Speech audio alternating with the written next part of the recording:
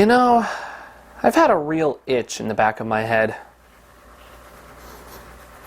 Ah, that's better. But for real, these three games have been staring back at me, and it's been a whopping 6 years since I covered them back when I started making these reviews.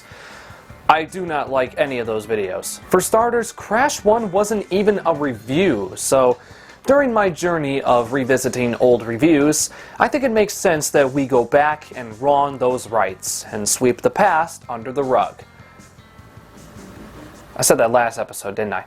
So let's dive into the original Crash Bandicoot Trilogy, released between 1996 and 1998 for the Sony PlayStation. I've been looking forward to this. No joke, guys. This was a long time coming, because these are the first 3 reviews I ever made, and boy did it fucking show. I've been wanting to revisit this trilogy since the first time I covered the Insane remakes, and that's another video I don't really like anymore. I mean, what the fuck was I doing with my voice? It's pure fucking cringe, and I don't recommend you watch it. Not only that, but it will also give me the opportunity to give the very first game of my favorite video game franchise the proper review that it rightfully deserves. To put it in perspective, that first review was uploaded in August of 2015. Those were some seriously dark times. So I think it is that time that we take a proper dive into the trilogy that started everything. So without any further delay, let's take a look at Crash Bandicoota's humble beginnings.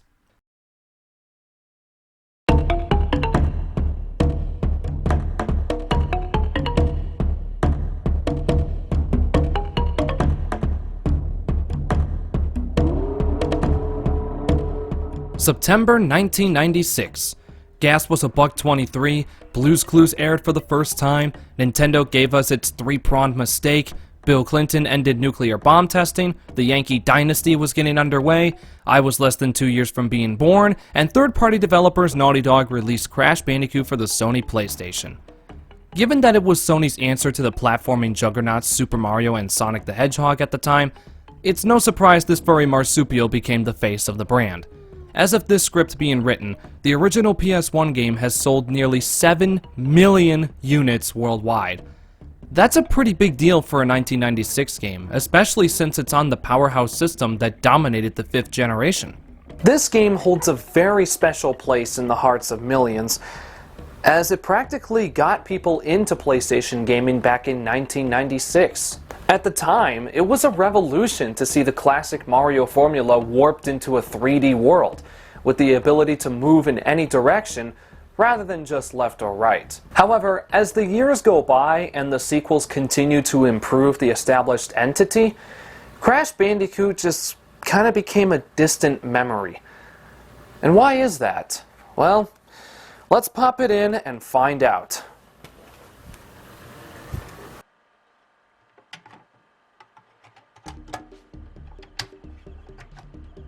The plot is very basic, and to be quite honest, it's pretty forgettable.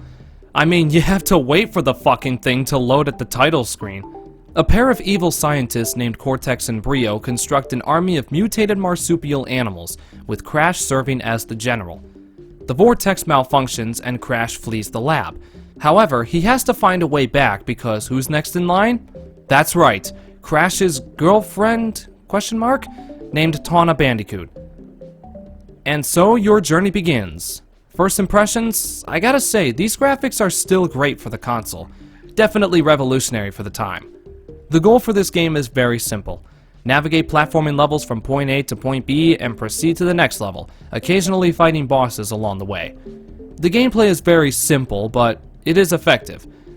But of course, how this game controls determines whether or not it holds up. The control in this game is pretty flawed. There are only 2 levels in this game that incorporate vehicular control, the hog levels. The hog feels incredibly cumbersome to steer. Movement needs to be precise in these levels, so they might take a few tries if you're going for completion. Momentum is unpredictable in a lot of cases. For example, if you spin right before landing a jump, your spin momentum is carried over until the animation ends, regardless of whether you let go of the D-pad or not. This can cause a ton of deaths, which will piss you off if you go for completion in this game. For 100% completion, there are 26 gems and 2 keys. In order to obtain a gem in a level, you must make it to the end, breaking every single box without dying a single time after you make it to the first checkpoint. After breaking that checkpoint, dying at all negates your chance at the gem, meaning you have to back out to the map and start the level all over again. By the way, the boxes in the bonus rounds do not count. Bonus rounds exist, and there are 3 different types. First, there's the Tawna ones, which are your basic bonus rounds, and they also serve as another save point. We'll get to the save system later. Next, there's Brio's bonus rounds. These are expert versions of Tawna's bonuses, but they really only serve as a chance to get more lives because Brio doesn't even let you save. Finally, there's the Cortex bonuses, and there are only 2 of these. If you make it to the end, Cortex drops a key that'll grant you access to the 2 secret levels. Now let me talk about this save system. It's easily one of the worst, if not the worst thing about this game. Here's how it works. You can only save your game if you A. Collect a gem, B. Steal Cortex's keys, or C. Make it to the end of Tawna's bonus. Level progression is not saved at all. This means that you could game over 3 levels in and have to restart from the first goddamn level. Yeah, I said this was fucking shit. Now, one thing I do want to discuss in regards to level design is that you're not supposed to speedrun any of these levels. They were designed in a stop-and-go traffic kind of way. Patience is key, as that was the original intent. However, when you start letting the game get the better of you, and you start trying to blaze through it as quickly as possible out of complete frustration, this game is going to fucking punish you. This is one of the hardest games in the entire series to complete. That's why these days, it's incredibly difficult to recommend. 2 levels that immediately come to mind are Sunset Vista and Slippery Climb. They are by far the 2 longest levels in the game, and they will test your patience. The soundtrack for this game was composed by Josh Mansell, and it sounds really good. Now let's talk about the bosses. Don't worry, I'll keep this brief. They're either easy, boring, or both. The bosses include Papu Papu, Ripperoo, Koala Khan, Pinstripe Potaroo, Nitrous Brio, and Ned Climax himself. Once you beat him, you rescue Tawna, the airship flies off into the sunset, and you're done. Fun fact, you can actually beat this game without even confronting Cortex. Collecting all 26 gems and both keys allows you to access the alternate route in the Great Hall. This takes you straight to Tawna, where she and Crash ride a bird out of the castle, and you get little "where are they now" anecdotes for each boss, including Cortex. This is pretty neat, I have a soft spot for these. So in conclusion, Crash Bandicoot is great for a few minutes, but then it quickly becomes dreadful. I would give it about a 7. Do not listen to anything he says. And it doesn't help matters when you consider the shitty save system and the completion difficulty. Nowadays it is immensely overshadowed by its successors, and that's just how it goes. To the surprise of no one, this game just does not hold up to that 7 out of 10 score. In all honesty, it never did. What the fuck were you thinking, 17-year-old John? Crash Bandicoot gets 5 out of 10.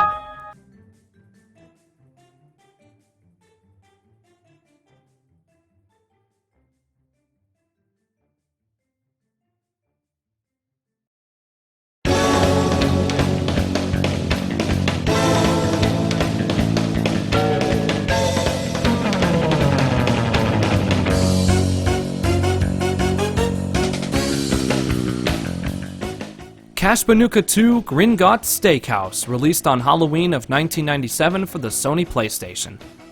Revisiting Crash 2 is always refreshing thanks to the pleasant charm it has.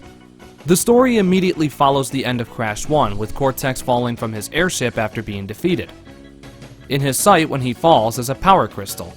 The next year, his new assistant Engine informs Cortex that there are 25 crystals scattered around the world, and with no more inside help, Cortex will have to fool Crash into aiding him in his quest for world domination. Meanwhile, Crash wakes up to retrieve a laptop battery for Coco. Yeah, she was just kinda shoehorned in as a replacement for Tawna. However, instead of being Crash's new girlfriend, she is his sister. The reason why Tawna was removed was because A bunch of soccer moms thought she was a sex symbol. Hey, it was the 90s. People thought this chipmunk was hot. Some people still do. So, whatever. We go to get the battery and oh my god, we're being teleported elsewhere. And here we have the warp room. Cortex gives us more context on what's going on, but here's the biggest flaw with the storytelling. If you wanted your audience to believe Cortex is good, why would you show him devising his plan? And better yet, why would you call the game Cortex Strikes Back? Oh, who the fuck cares? Everything else in this game has everything you loved about the first game, but 10 times better. For starters, you have the ability to save whenever you want, and you can even enter a name for the save file. So I decided to call myself Wilmog for this video. Please don't ask why. The warp room gives you 5 levels to venture through, so if you ever find yourself stuck on one of the levels, you can come back to it at a later point and try another level instead. Now this game has some of the tightest controls I've ever felt in a platformer. Every movement feels precise, and any death is on you. The game encourages you to learn all the new techniques that Crash has at his disposal. Using the circle button, you can now crouch, slide jump, high jump, slide spin, and belly flop. And can I just say that this game is filled to the brim with personality? I mean, the graphics are one thing, but look at some of the NPCs, and look at all the different death animations. It gives the game that character that Crash 1 kinda lacked, if you ask me. In addition to crystals, you can also collect the gems returning from Crash 1. They are much easier to collect as you don't have to worry about not dying. The gems can be collected by accessing secrets and breaking every box in the level. The boxes in the bonus rounds now contribute to the box gem, giving them a purpose this time. You don't need tokens anymore, just look for the question mark. The color gems have a unique way of being collected. I'll give just one example. In the very first level, Turtle Woods, you can obtain the blue gem if you don't break a single box. The game even gives you a slight hint.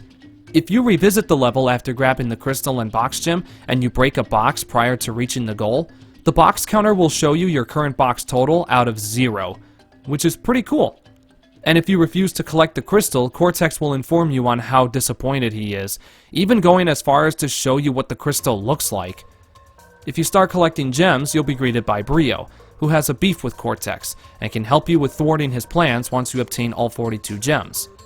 In this game, a deathless run still has its incentives. In most of the later levels, if you reach a certain point without dying, you can access a death route, and at the end of it is another gem. There are also 5 secret exits that unlock secret entrances for other levels, and even 2 extra levels, Totally Bear and Totally Fly. These are dark as shit. Speaking of the secrets, man, we're Naughty Dog good at hiding these. I'm not going to spoil any for those who haven't played the game yet, as I encourage you to find them yourself. Once you complete every level in the warp room, you fight a boss, then proceed to the next warp room. The bosses are Ripperoo, the Komodo Brothers, Tiny Tiger, Engine, and Cortex. Every single boss in this game is fucking easy. The final boss in particular, Jesus Christ, the fucking state of it. You use a jetpack to chase Cortex down and spin into him 3 times. That's it. It's a pretty fucking weak boss fight, really. If you collect everything in the game, you can take the gems to Brio, and then using his weapon, you can fire a giant laser and shoot down Cortex's spaceship. Hey look, Crash 2 was made with Silicon Graphics computers. George Wood would be proud. I feel like the story was a bit of an afterthought because while it isn't necessarily the greatest, in the grand scheme, the game's overall performance more than makes up for it, which is the main reason why a lot of people still come back to this game. This is my pee-pee. This is my pee-pee. This is my pee-pee. This is my pee-pee. This is my pee-pee. There's just something about this game that always finds a way to suck you in, which is great. It set out to accomplish what it needed to as a sequel, and that was to be better than the original. And even with its easy bosses, it manages to do just that, while also becoming a fucking masterpiece that was truly ahead of its time. I can confidently say that Crash Bandicoot 2 Cortex Strikes Back still, after all this time, holds up to that 8 out of 10 score. And if the final boss was better, this would easily get a 9, no question. But take that away and this game is still a ton of fun. And it is a game I highly recommend.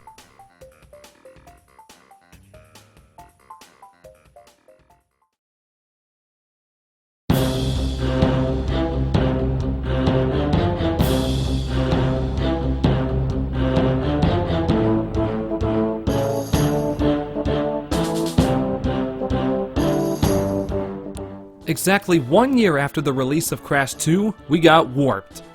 This is the game where Naughty Dog was really starting to push its luck with the series. The story picks up where the 100% ending of Crash 2 left off. Cortex's ship crashes into the underground prison of Aku Aku's evil twin, Uka Uka. Fed up with Cortex, he hires the Time Master known as Nefarious Tropy, who invents the Time Twister machine. So our goal is to use the machine to grab the time crystals before Cortex and his cronies. What's my name this time?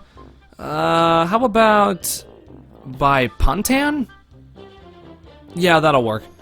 The level design in this game is the same as the previous two. So long as you stay patient, this is a relatively easy game. However, if you start rushing, you will be punished.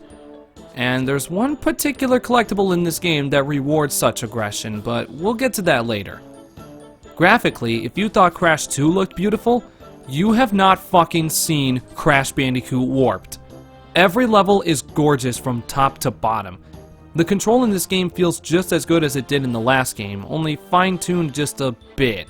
So I won't spend too much time talking about it because there's something else that needs our attention. That being the immense amount of vehicles. There's no denying that there are quite a lot compared to the predecessors. However, I think people blow this way out of proportion because the majority of these vehicles have really good controls, so for the most part, they add to the experience. Now, this does not excuse the fact that there should not have been so many levels that include a vehicle. It gets really tiring really quick. Thankfully, the bosses have been greatly improved. They still have their flaws, but they are much better than in the previous installments. Alright, I think I've talked about everything else in this game long enough. I know you guys aren't going to let me off the hook without talking about a certain collectible in this game. Let's talk about those damn time relics. They are a death sentence. A one-way ticket to hell. It is the possible cause of a total damnation on this planet. Who is this and why are you still listening to him? Well, I 0% agree with whatever that guy said, because these days I actually have a newfound respect for the relics. People will argue that they just pad the game out and they are an absolute nuisance, and I understand that, and for the longest time I was one of those people. But not anymore. They are a welcoming challenge, and they force you to approach the level differently, and I like them.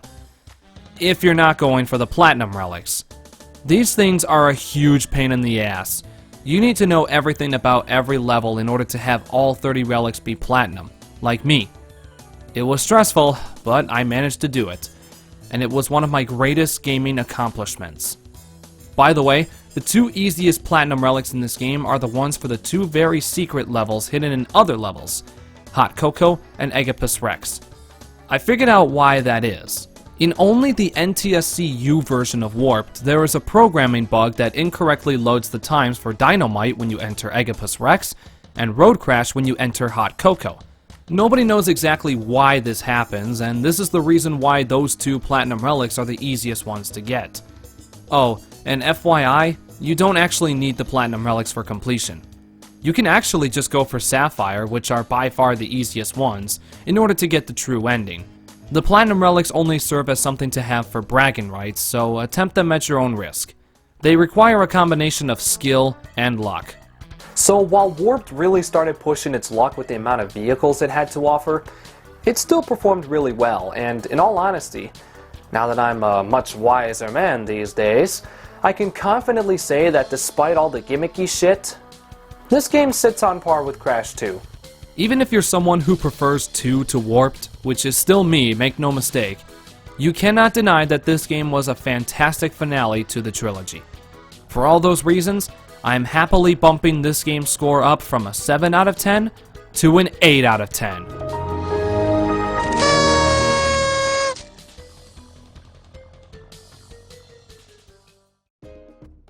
And that concludes my journey of revisiting the original Crash PS1 trilogy, and I'm glad I did. Now, for those who are wondering if I will revisit CTR, well, despite having already done so in 2017, which was also fucking terrible, my feelings for this game haven't changed, so it doesn't warrant a revisit in my opinion. However, there is one last game from Crash Bandicoot that I need to revisit, because I have quite a fucking lot to say about it. So be sure to join me next time when we take a well overdue second look at Crash Bash. But until then, I hope you enjoyed today's video. If you did, hit that like button to leave a like, and be sure to share the video around with all your friends. Thank you for watching, and my name is JuniorNitro, fueling your adrenaline, one video at a time.